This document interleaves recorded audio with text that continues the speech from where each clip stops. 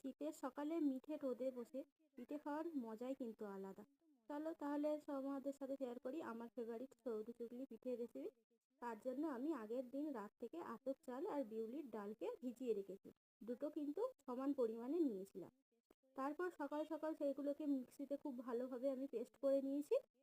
এরপর একটা বড় পাত্রে বিউলির ডালটাকে নিয়ে নিয়েছি। খুব ভালো করে ফেটিয়ে নিয়ে তার মধ্যে দিয়ে দিয়েছি পরিমাণ মতো লবণ। আবার খুব ভালো করে ফেটিয়ে নিয়ে তার মধ্যে দিয়ে দিচ্ছি পেস্ট করে রাখা আতপ চালটাকে। তারপর সে দুটোকে আবার খুব ভালো করে মিক্সড করে নিলাম।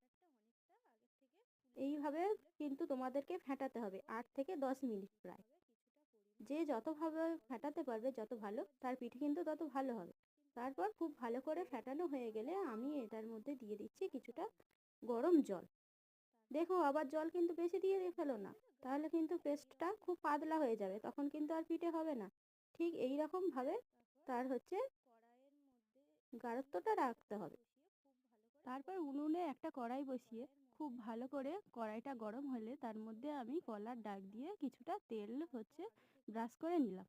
তেল ব্রাশ করে নিচ্ছি কারণ এটাতে পিঠে আর কড়াইতে লেগে যাবে না। তারপর করে রাখা ব্যাটারটা এর মধ্যে কিছুটা দিয়ে দিলাম। দিয়ে এইভাবে ঘুরিয়ে ঘুরিয়ে পুরো ব্যাটারটাকে কড়াইয়ের মধ্যে ছড়িয়ে নিলাম। খুব ভালো করে ছড়িয়ে নেওয়ার পর এটাকে আমি একটা থালা দিয়ে ঢেকে দিচ্ছি, যাতে পিঠেটা খুব ভালোভাবে সিদ্ধ হয়ে যেতে পারে, যাতে কাঁচা না থাকে। তারপর 2-3 মিনিট পর আমি থালাটাকে খুললাম। দেখো পিঠেটা কত সুন্দরভাবে সেদ্ধ হয়ে গেছে আর কড়া থেকে ছেড়ে ছেড়ে আসছে। আর যাতে সম্পূর্ণ ছেড়ে আসে তার জন্য আমি একটা খুন্তি দিয়ে চারপাশটা একটু আলগা করে নিলাম। নিয়ে তুলে এইভাবে ভাঁজ করে দিলাম। দেখো তো কত সুন্দর হয়েছে পিঠেটা, আর কড়াইতে কিন্তু একটুও লেগে যায়নি।